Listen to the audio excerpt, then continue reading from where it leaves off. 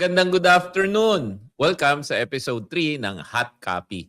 This is what we call the Power Edition. At pag-uusapan natin ang energy, electricity at lahat ng mga kinalaman sa power, literally and figuratively. At saka, ito lang po ang edition about power na walang makukuryente kasi lahat po truth lang. Ako po again, ang iyong host si Kuya A at live dito tayo sa Bagong Pilipinas Studios. Pero bago tayo mag-full charge sa Power Talk, shout out muna kay Asik Miggy na nag-host last week with our very own Tech Unicorn, Brill Lim. Now, salamat sa kwento and good vibes, Brill and Miggy. Ngayong episode naman, pag-uusapan natin ang current energy situation sa bansa. Practical tips para makatipid sa kuryente at gas. At syempre, konting kwento sa likod ng mga power moves ng ating energy sector. Kaya very special po ang ating panauhin ngayon. Actually, kinulit-kulit ko siya na mag-appear dito eh. Siya po ay veteranong mambabatas na ngayon ay nagsisilbing bilang miyembro ng kabinete ni Pangulong Bongbong Marcos Jr. Siya po ang Philippines Power Lady. Isa po siyang CPA lawyer din. Department of Energy Secretary Sharon Garin. So, welcome sa Hot Copy, Sec. Alam ko pong napaka-busy nyo. Actually, kanina nga may kausap kung hindi lang ikaw nag-imbita nito, hindi ako pupunta. Thank you. Pag may show ka, ako rin invite mo. Wala akong show, kaya never kita may Dapat invite. magka-show ka rin. So mga ano lang, sa mga viewers, this is live. Pero mamaya, i-replay namin to ng 4 to 5, yung usual 4 to 5 Friday habit natin. So, since live, kung may mga tanong kayo, i-ano nyo lang, i-post nyo lang po at we will answer them. So, Sec, alam naman natin, ano ka from legislature now, ngayon nasa executive. Bigyan mo naman kami ng ng konting personal journey mo. Yung quick lang. So, how did you how did I end up in this how did you end up in this situation where you're now at the center of this nexus kasi magulo sa Middle East yung energy tumataas. So paano ba from your private sector career to legislature to executive? I was born in a political family from Iloilo. Nanay ko tsaka tatay ko. Tatay ko actually was a congressman for 14 years. No? But anyway, unlike my brother and sister, they started early in politics. Ako, nag-aral ako. I have 3 degrees. Sige nga, ano yun? 3 degrees. I finished accounting in UP Iloilo, law in Ateneo, and then my MBA in Barcelona, in ESADE. So, and then I worked pa sa law firm pa dito sa Manila and then also in Barcelona. Kaya ko mag-Spanish. Gusto mo mag-Spanish tayo ngayon? Hindi. Ako Buenos tardes. So, Ilongga ka. Ilongga ako. So, parinig mo sa akin ang Ilongga na Spanish. Sige nga. Marami yan eh. O sige. Mga swear words na. Ay, hindi. Wag naman ganun. Ano kami? PG kami. PG. So, lahat na kubyerto sa pag kumakain ka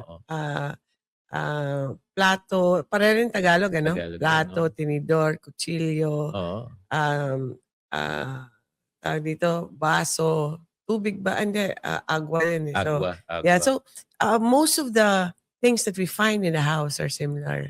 Ang puerta sa Ilonggo yan eh.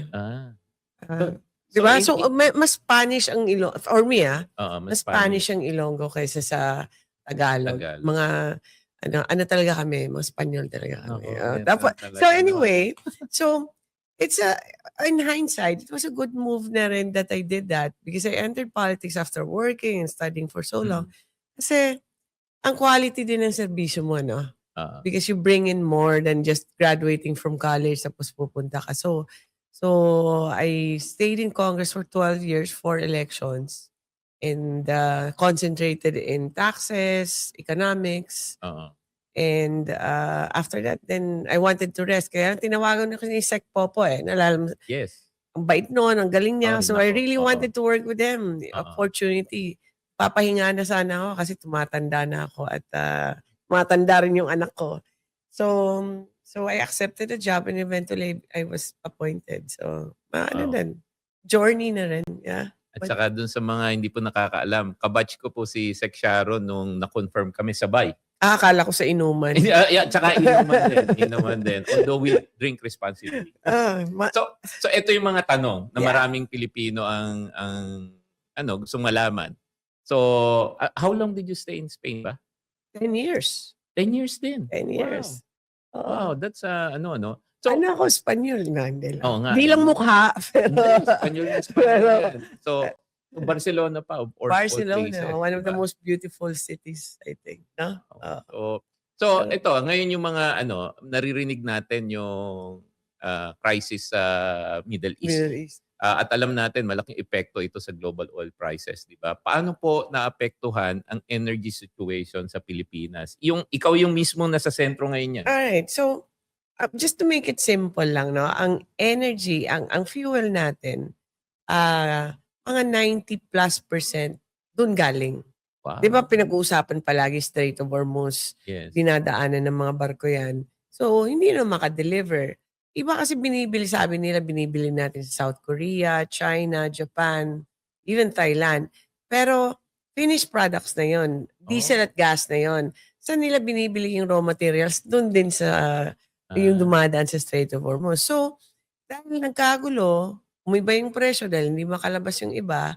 And so, ninervous na ngayon yung mga nagbebenta. Magkano ba natin bibenta? Baka umakyat, baka bombahin na naman yung ibang oil fields. So it keeps on increasing and increasing. Unfortunately, whatever is the price there, if it goes up, we go up also. Goes down, go down. Kaya lang ngayon, grabe yung increase. The biggest jump or increase ever in history. Wow. Historical to. Historical ako. Alam mo, si Presidente is very concerned with what's happening. So ano yung mga minandate niya sa iyo at saka sa atin para matulungan yung mga kababayan natin during this time of the power crisis? More like when I asked for a meeting kasi we were expecting this na. So I asked for a meeting to get him updated. And he was so concerned that paalis siya nun ng 2 days later was going to New York, di ba? Parang niisip niya, dapat hindi ako umalis. Wow. May emergency to. But, may commitments na sa UN or ano ba yung mga activities niya. So, he gave instructions na and we've been working on it, making sure na kailangan siguraduhin na may fuel tayo dito. That's the worst thing that can happen to our country, na wala tayong diesel or wala tayong gas. So tapos tinawag niya yung DOTR, kailan ba ma-activate yung ayuda sa mga drivers natin, paano ba i-control yung price. Sabi niya, kausapin niya yung oil companies, dahan-dahan lang sana yung increase, bigay ng discount sa mga jeep. So we did that for the first week and we're continuing that and more interventions to come. May meeting, ilang beses na meeting yan just to everybody's been kahit nga nang nasa New York siya lahat na update, kailangan i-update siya para lang make sure that we are following the directives. Actually, nakasama ko si Pangulo doon sa New York and nakamit din namin yung CEO and Chairman ng JP Morgan, si Mr. Jamie Dimon. And na-discuss niya rin yan, yung power situation. And mukha namang tama yung ginagawa natin. Yung ginagawa ng gobyerno, yung ginagawa mo, SEC. And we're advising people na nga, di ba? Bantayan ng presyo. Yung pala, doon sa mga kababayan po natin, together with DOE, nagpartner po tayo with the eGov app para kung may mga nag-overprice na mga gas station, pwede nyo pong report doon. Yun, galing sa inyo yung idea na yun. Alam mo, sobrang laking tulong nyo talaga sa DOE doon. Kasi first 2 days nung in-announce na ng President, kagulo na, lahat na pumila, ibang gas stations ayaw bumenta, ibang customer nagko-hoarding na, tawag dito, bote-bote, container na inalagyan. Galon-galon. Galon-galon na. So, daming reklamo. Minsan sa messenger ko pa pinapadala, hindi ko na binabasa messenger ko kasi na-overwhelm ako. So, pati lahat na messenger, lahat kung ano-ano na lang na way. So, finally, nung nag-usap tayo, And then DICT offered eGov. It became Oo. half of the, parang organized na kami. So, Oo. and I just have to, na usap kami ni Henry, siguro morning, and then all your people, and then pagkagabi, magdamag, tapos na pagka umaga nag-live Ayun. na. Ang galing. Ako, shout out po to our eGov team at saka si Yusek Dave Almirol. galing. Ako, ang bilis po ng mga yan. Pagka may sinabi ka na ilagay mo sa eGov, kinabukasan nandiyan na. Oo, ang Yan. galing Oo. talaga. So really very appreciated yun kasi medyo half of my burden, di ba? Oo. Kasi yun talaga yung dami-daming reklamo eh. So, Oo. So actually kanina, Sec, I was in a meeting Yeah. with MVP naman. ah So ang pinag-usapan namin syempre telco kasi nagko-quarterly review kami on the performance Yeah. of the telco. And one of the things na iaambag naman ng telco industry is we'll make sure na mas maganda yung connectivity ngayon. Right. Tapos nag-iisip sila yung tawag nila nung work from home promo. Yan. Para sa bawat mabawasan na biyahe sa kalye, nababawasan yung gamit ng ng fuel. Anong idea mo dun Ang sa mga ganda. pwedeng gawin ng mga tao para makatipid ngayon? well, basically, alam mo Henry, aakyat at aakyat yung presyo. Okay. So we have to change our ways, no? Okay. Kung gamit ng kotse, wag naman mag-isa ka lang doon, mag-carpool ka, maintenance ka ng kotse, Oo. tsaka mahal siya eh. So you have to budget also, no? Oo. So less use of fuel, basically, would not only help your family, but also yung buong bansa, no? Kasi natitipid natin yung stock natin. Hindi naman yan infinite eh. Okay. So ang laking tulong yung pagtitipid, and hopefully pinopromote namin yan para rin kasi if it goes up, pag ang gera tumagal ng tumagal, we have to learn na. So yan, maganda yan. Kami po sa DOE, mandatory lang namin na nandiyan ka sa office 2 times a week para makasave kami sa electricity. And pinatraining namin drivers namin na ganito mag-drive na nakakatipid, pina-check lahat ng kotse. We have to change our ways talaga. I think that's the best thing that we can do and contribute to this country. Ako nga, na kami ngayon, most of our team, kasi ang opisina namin nasa Kamuning Station, we encourage the use of MRT. And shout out to Secretary Banoy, medyo malamig sa loob ng tren. Talaga? Tsaka yung bagong walkway na ginawa in-inaugurate nila. Laking bagay sa amin. So yung mga ganyang alternative like MRT. Nalala mo nung COVID, di ba? Like, we go biking, walking. Ang alternatives lang, that was, pwede ka namang lumabas ngayon, hindi parang COVID. Pero it was, nung panahon na yun, tingnan namin sa records, bumagsak talaga yung consumption natin sa oil, sa fuel and electricity. Kaya that's one thing. So maganda yung program ninyo. Ano ba yun? Wi-Fi sa work from home? Yung promo for work from home ng mga telco. Because kahit sabihin mo na may gastos yan sa bahay, tapos bababa yung sa office. Oo. Pero kahit kinumbine namin, kinalculate namin, may 15% savings pa rin yung suma total niya. Wow, that's nice. Yeah. So, since live tayo, daming nanonood. Shout out po sa mga taga-DOE. May 11,000 na nanonood. Kita mo nga naman. Hindi pa po kami tapos. So, pwede pa kang sabihan nyo si ate, si kuya, at saka si nanay, si tatay. Manood pa po. So, kay Maggie Cortez, shout out po. Live audience po to. May tanong po siya. Hi, Sec Sharon, may plano po ba ang DOE na gawing affordable ang rooftop solar para sa ordinaryong households? Rooftop solar. Actually, affordable na siya ngayon, kasi marami na nagbebenta dahil open competition yan, Okay. Ang kailangan lang talaga, kasi minsan nga may nagbebenta sa Lazada or sa Shopee or those platforms.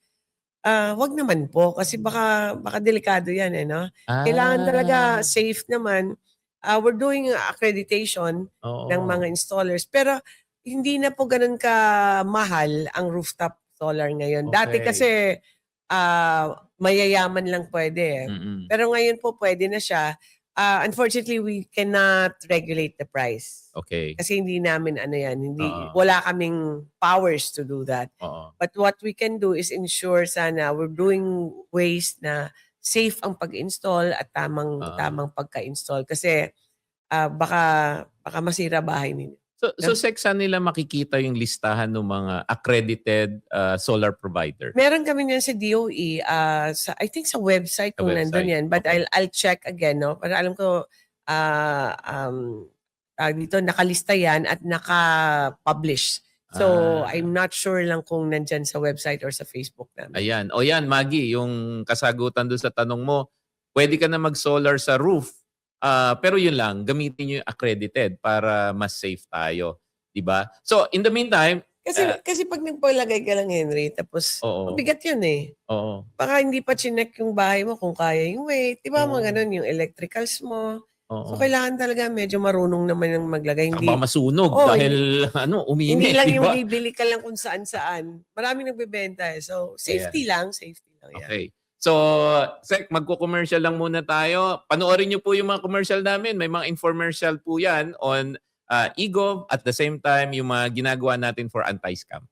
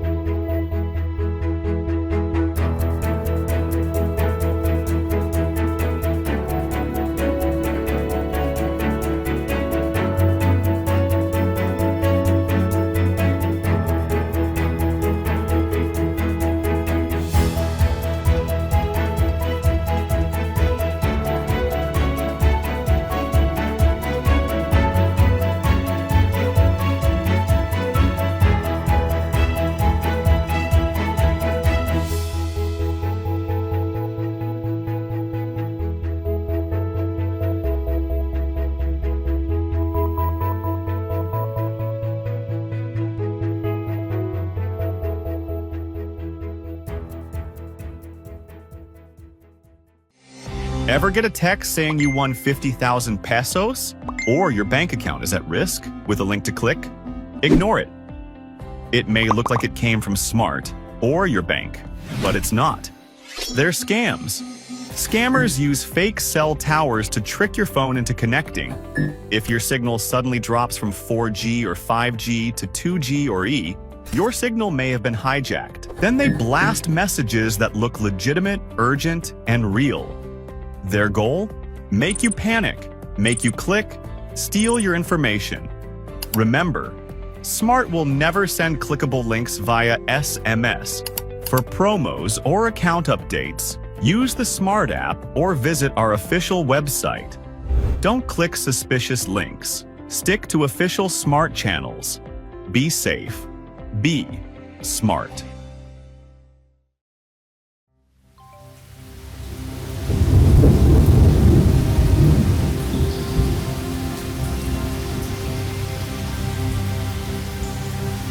Sa panahon ng kalamidad, Huwag po kayo mag-alala, papunta na po kami. pag may signal sa bawat sulok ng Pilipinas, Ma'am!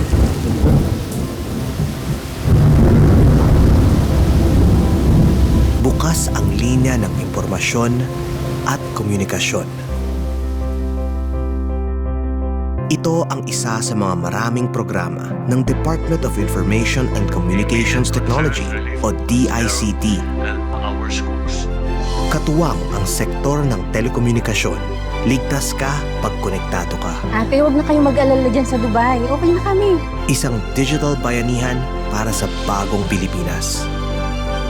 DICT, Protecting the Digital Pinoy.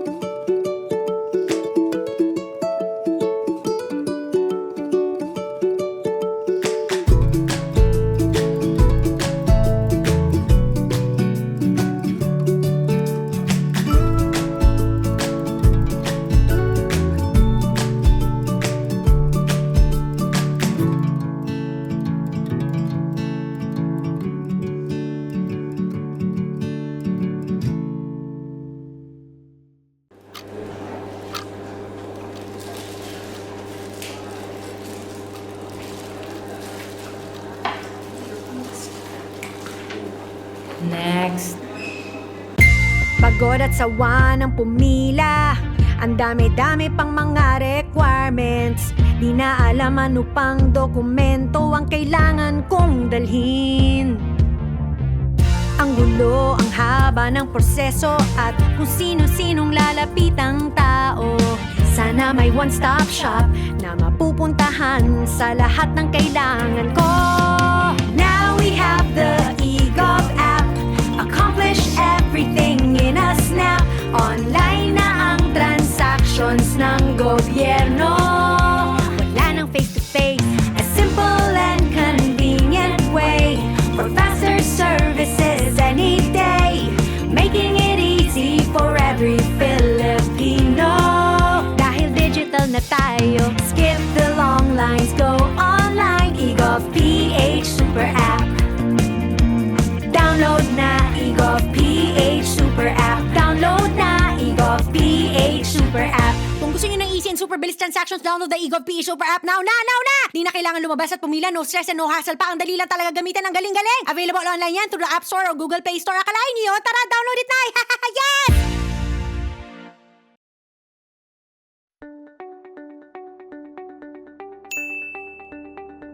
The Philippines in one single app.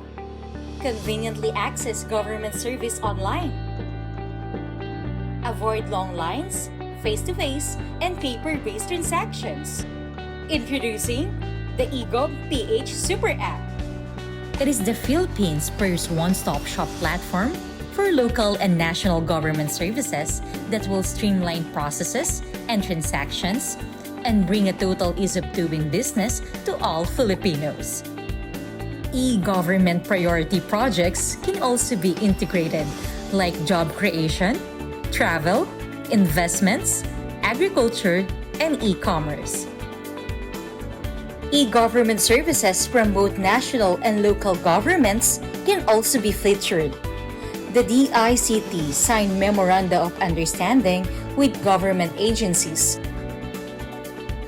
The fast and secure digital process for identity verification without the required physical documents or face-to-face interaction.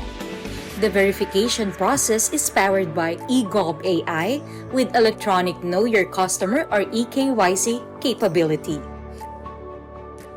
Using the eGov eKYC, a national digital ID can be generated via the Philippine Statistics Authority PhilSys integration. A one-stop shop app feature that allows you to access all national government services, powered by single sign-on.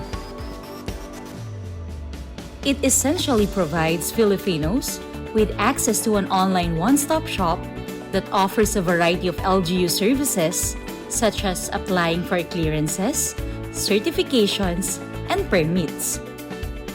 In partnership with DOLE, CHED, TESDA, and other agencies, citizens can now build their simple resume to be accessed by local and foreign job providers. In partnership with the DOT and DILG, information on all tourism spots can be aggregated in a single platform. The DICT is working closely with the DFA, DOT, and the Bureau of Immigration to implement the Philippine e-visa portal for easier entry of tourists into the country. In partnership with the Bureau of Quarantine, Bureau of Immigration, Bureau of Customs, Department of Health, Department of Tourism, and Department of Transportation, multiple outbound and inbound travel declarations and health forms are unified under the Philippine One-Stop Electronic Travel Declaration System. Your feedback plays a crucial role in enhancing governance and fulfilling the government's mandate. Be updated on the current events and developments in the nation with the Government App News through the Presidential Communications Office. You can now have your digital PhilSys ID and securely and confidently store your government-issued IDs inside the app. But wait, there's more. The eGov PH Super App now comes with exciting new features. The Bagong Pilipinas Servicio Hub, eGov AI, and online renewal of your driver's license. What are you waiting for? Download eGov PH now, available in Play Store and in App Store.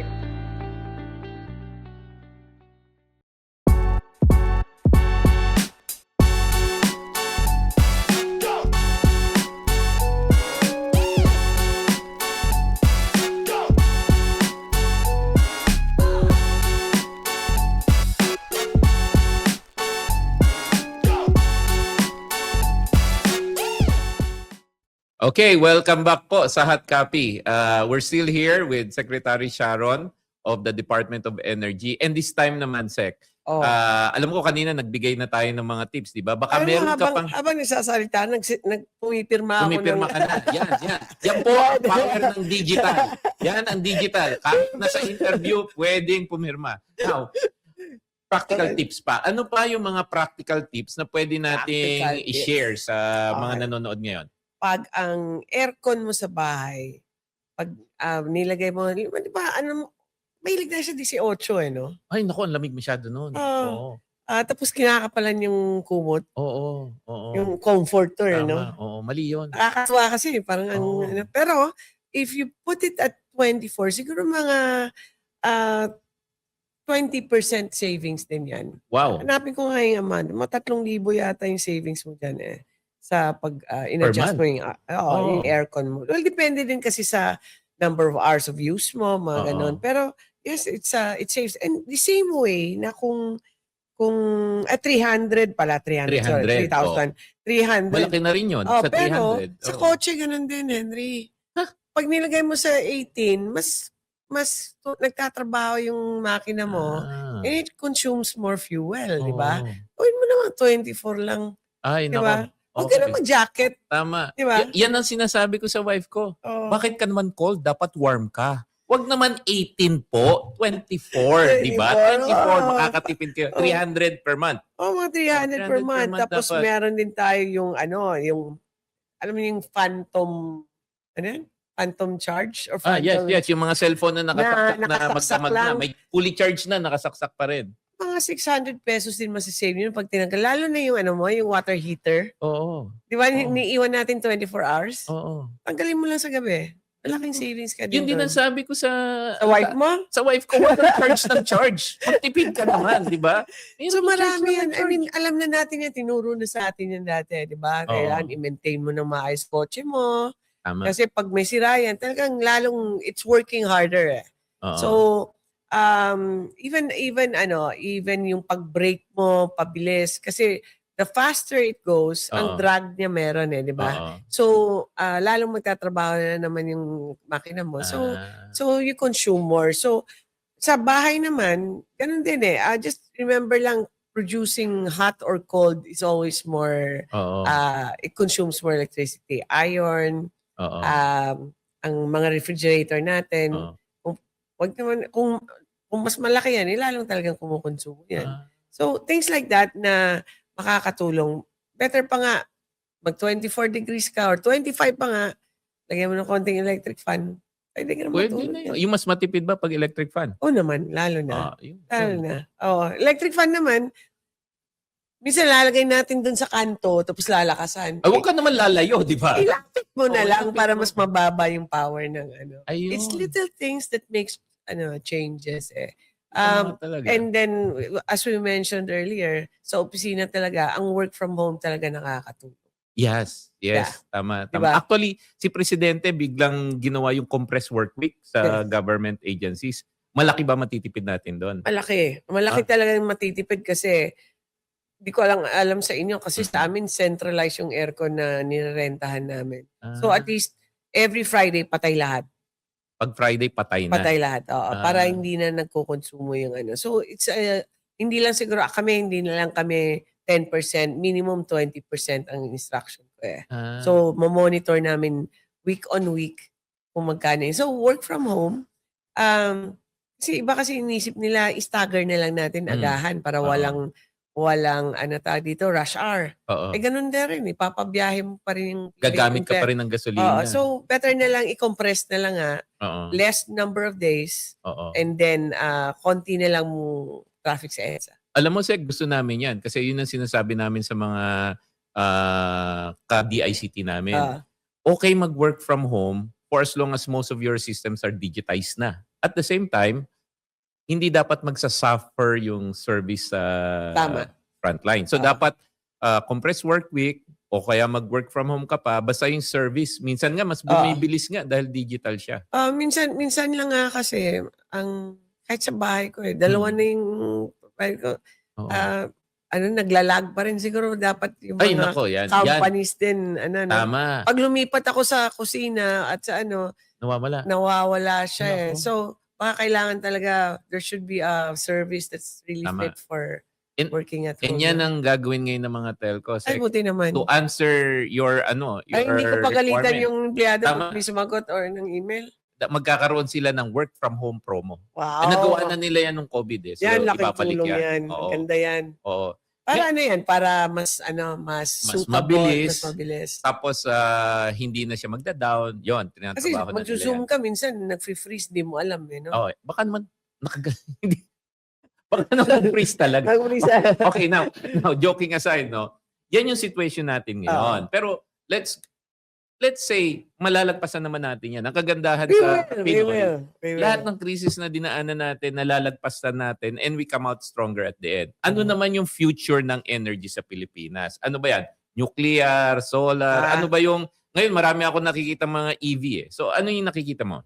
EV talaga is the future. Oo. For me, that's... alam mo kasi, magkano ba... Dati pa to na calculation bago pa nag-oil price hike mga 5 pesos per kilometer tayo. And now, pag EV ka, hybrid, 3 pesos pala ang gastos mo. Hybrid, 3 pesos. I Okay. think yung full EV, lower pa 1 point something yun Oh. So talagang malaki yung difference niya. And then, hindi ka pa dependent sa Middle East. Di ba? Okay. Kahit sakto. walang fuel, pwede kang mag-run yung EV mo or yung full EV mo or yung hybrid mo. Oo.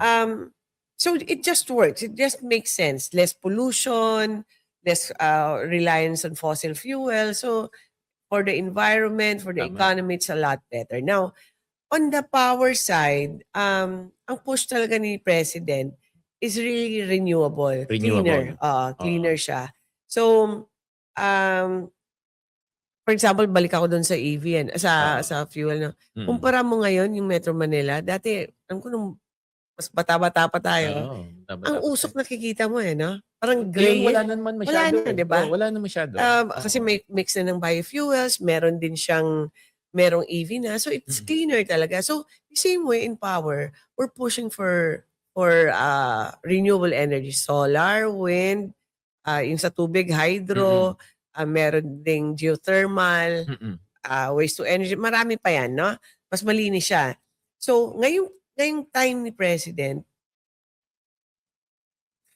20 gigawatts ang napa-auction namin at na-award. Wow. Grabing because, you know why?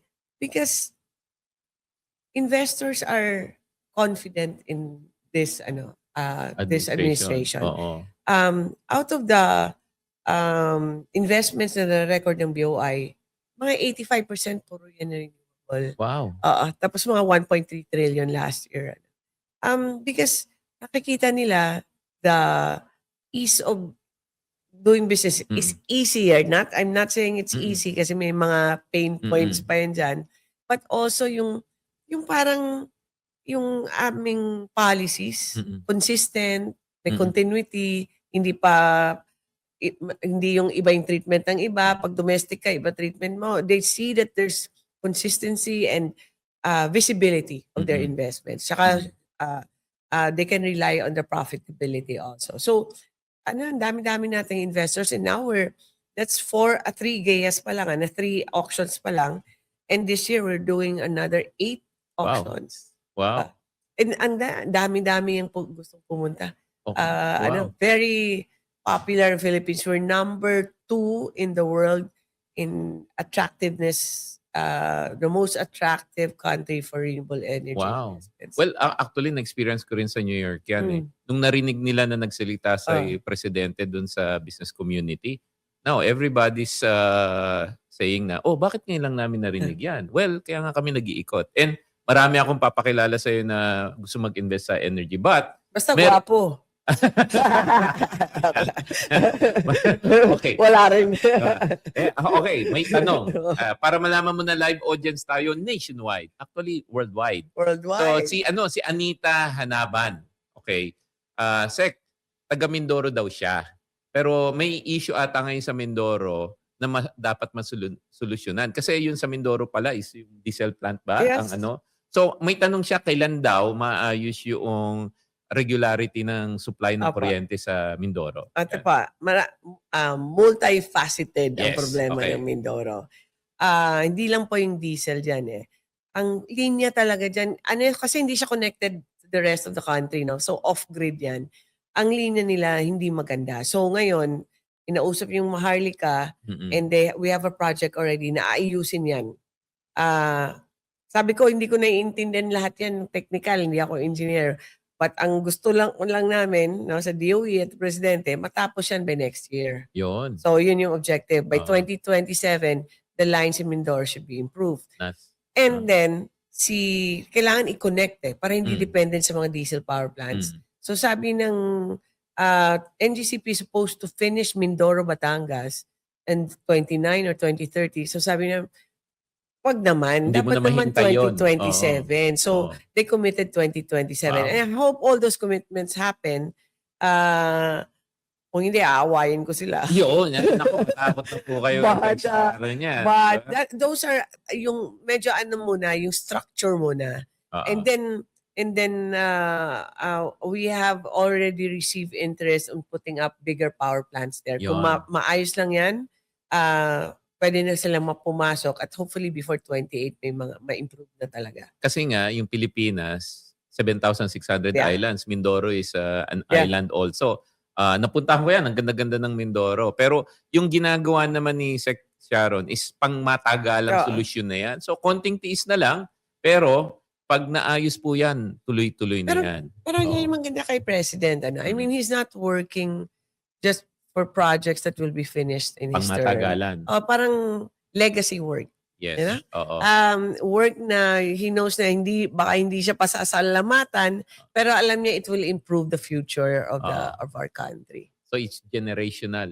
Generational. Even sa nuclear, ganun din. He's supportive of it, but he understands that it won't happen during his time, but we need to start the work already. I know. Oo. Diba? So, ganun, maraming projects na ganyan na he encourages us to work on.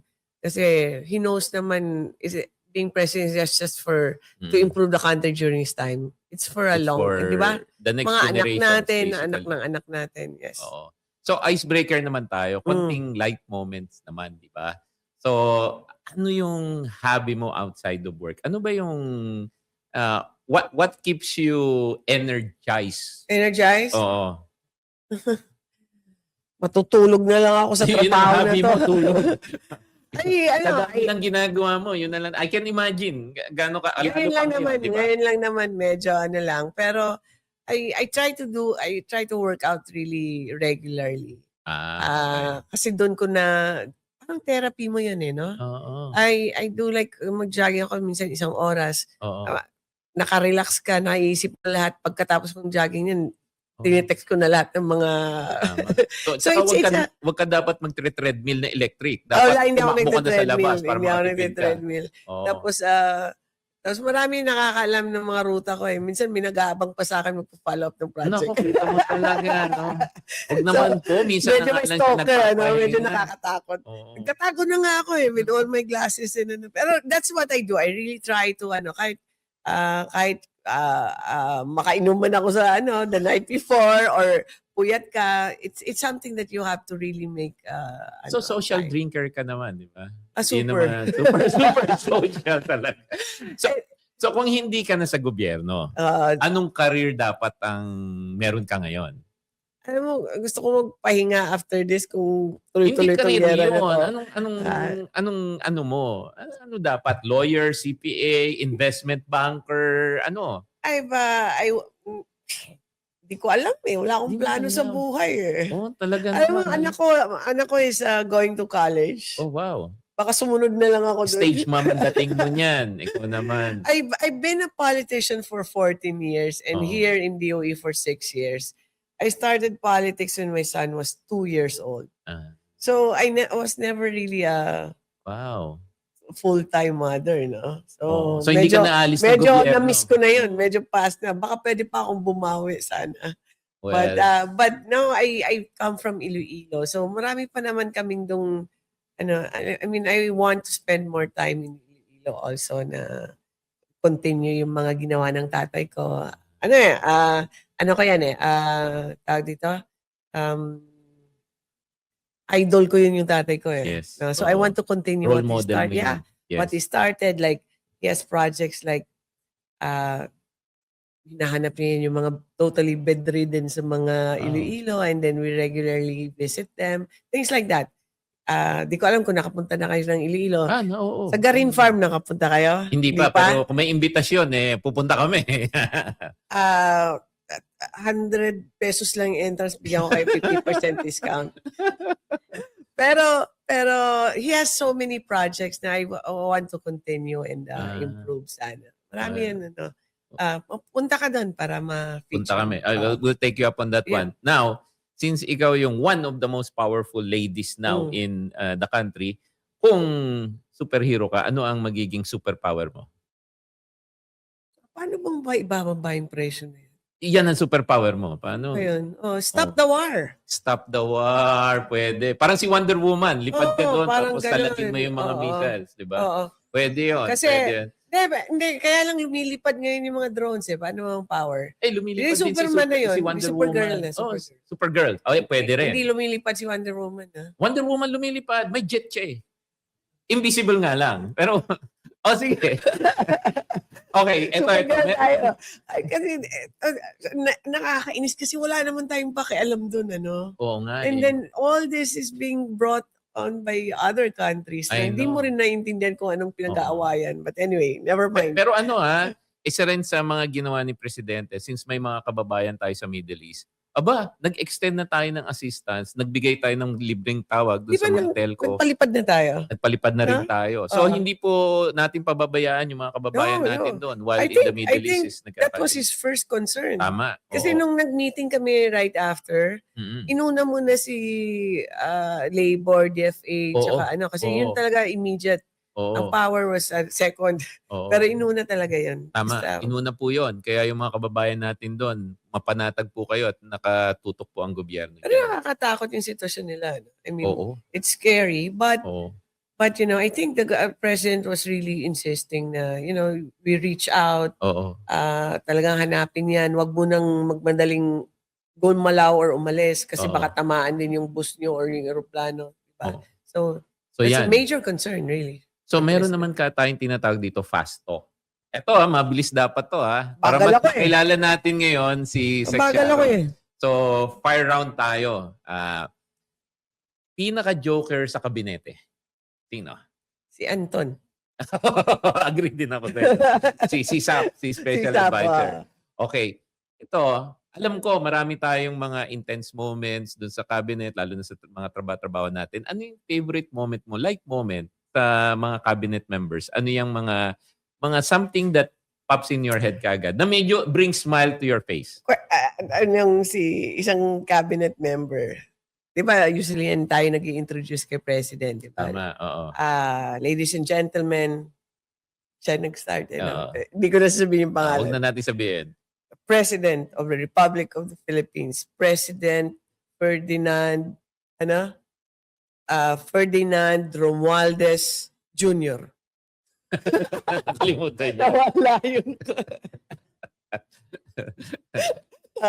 Kung sino siya nagsabi nun. Di ako. Kaya hindi, nakakatawa lang kasi ngayon, pag binasa mo na siya, R na lang. Wala na nga yata. Yung script na ngayon, wala na sa script. Ayan, yan. So, So, ito, yung mabilisan ng mga question and answer para Android or iOS? Ano ang iOS. iOS? So, ano ka talaga? Apple talaga? Meron akong mga gadget na iba na gano'n, pero hindi ko nagagamit. Kasi, Sa Apple talaga? hindi ako marunong eh. Netflix or Disney Plus? Netflix. Netflix din. Ah, Solar or nuclear? solar. Solar pa rin. Solar. Okay. Pero not a lot of people know, Sec Sharon is an expert in nuclear energy. Ako naging chair ng, Yan. ng nuclear energy program. Pero yung solar kasi, yan yung may nakita ko ng isang project na Oo. proposal. Imbis na lalagay nila sa mga farms, Oo. gagawan ka ng parang gym. Oh. Ang bubong niya solar. Oh. So pwede palang gawin yan sa everywhere in the country. Ang bubong niya solar, tapos nag-gym ka sa baba. So lagyan mo na lang ng basketball court doon, di ba? Libre na yung structure. Ako gagawin ko sauna yon. Di ba? Oo, solar na yung magpapainit ng lugar. Pwede. Ano gagawin mo sa sauna? Hindi. Para pagpawisan. Pero things like that. So we can actually, if you put it on top of your house, it cools down the house by 3 degrees. Wow. So sobrang parang dami. bubong na rin siya. Or we can put solar by the bike lanes. Diba? Pwede siya eh. So dual purpose siya. People pa nga, gaganda pa rin yung lugar. So I like the idea of solar. You integrate it in the infrastructure we already have. Okay. Nuclear kasi, I like nuclear. Don't get me wrong. It just takes so long really. And marami kasing geopolitical, political, Concerns on and nuclear. public concerns. Yeah. Pero solar is really, we can harvest solar anywhere. Basta may araw. Basta may araw. Basta may araw. And just lang, in your houses, sa parking lot, kailangan niya na ubusin yung buong lahat na mga agricultural land natin. Actually, hinihintay ko na lang lunar eh. Kasi pag gabi, di ba may buwan? Dapat, hindi ba pwede yun? Wala ba nakapag-aral no? Masyadong mahina. Alam No, sige. Okay, ito. Isa na lang. Shift natin. Wind or hydro? Hydro. Hydro over I wind? love hydro because okay.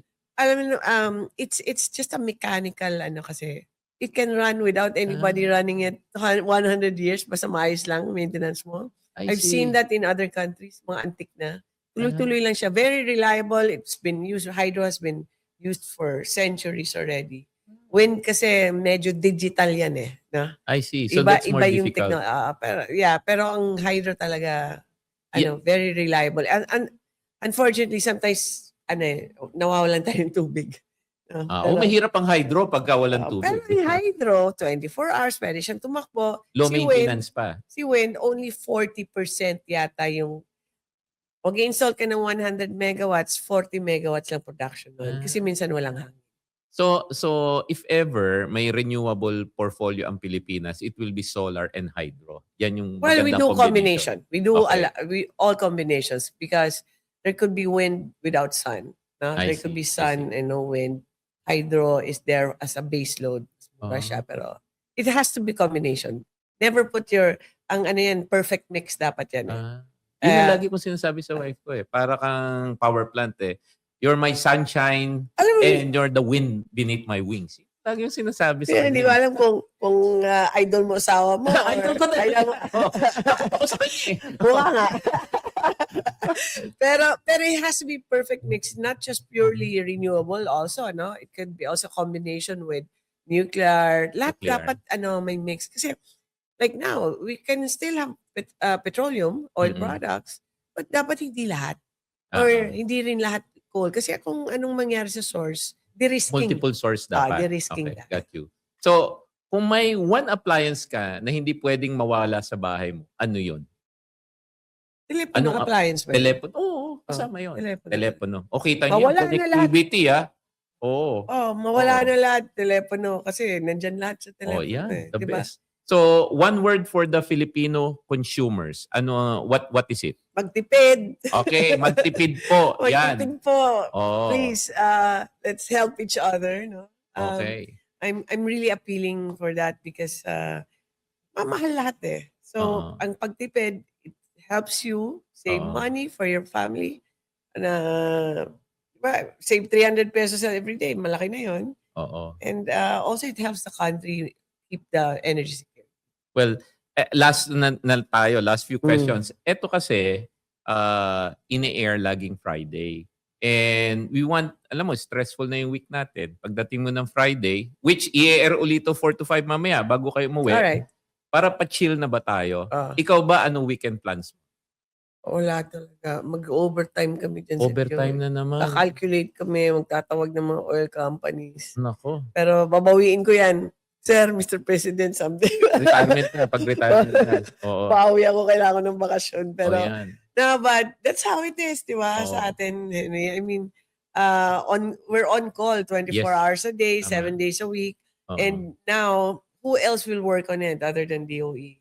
It's our responsibility. And natutuwa rin ako sa mga taga-DOE because they, ano rin sila, they care so much, di ba? Yes. It reflects the leadership ng Yes. president, na I yung know. president is concerned about what's happening. Kaya mula ng umaga hanggang hapon, daming instructions na kukuha ko. Oo. So it means that nafe-feel yan ng mga tao, Oo. na the president concerned, we have to be on, 'di ba, on alert and ready Oo. for action, 'di ba? So talagang ngayon 2 weeks na kami, pangalang week na to na Oo. overtime sa lahat. Yan. So siguro, just to give people some context, kasi pag sinabi mong gobyerno, parang tumatanim sa isip mo yung bureaucracy, kailangan ka pa mag-memo, sasagot ng memo, etc.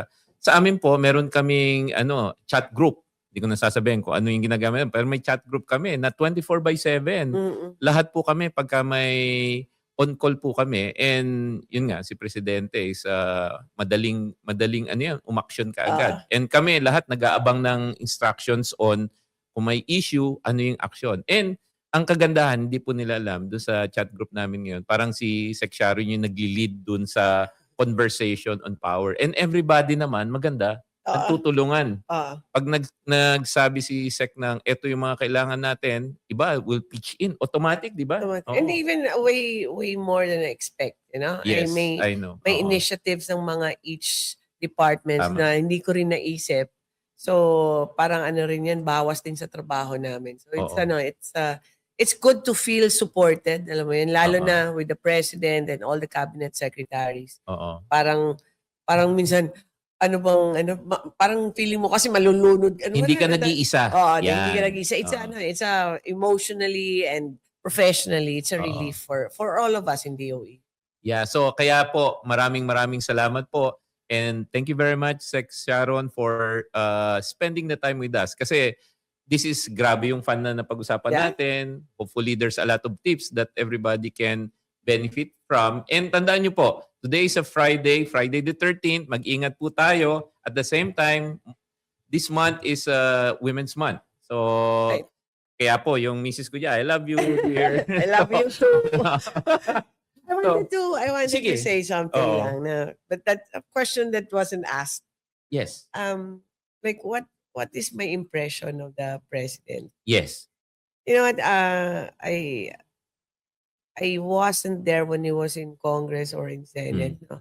But now that I work with him, ano pala si president? Nag-aaral talaga siya. Yes. He really goes into the technical things. Pagpasok mo yan, parang dapat mag-aral ka rin kasi tatanungin, like sa mga exploration, That's right. he asks about ano yung tipo na rocks na makikita mo so it's a sign that there's resource underneath there, kung may gas ba yan dyan or ano. Oo. So technical things, even sa power, technical yung energy, Yes. Even I guess sa DICT. Sa technology So, as well. Oo. Kailangan talaga you learn your stuff because you have a leader here that really studies things. Oo. As parang nerd nga na Oo. inaaral niya talaga Oo. lahat. So, and I like that,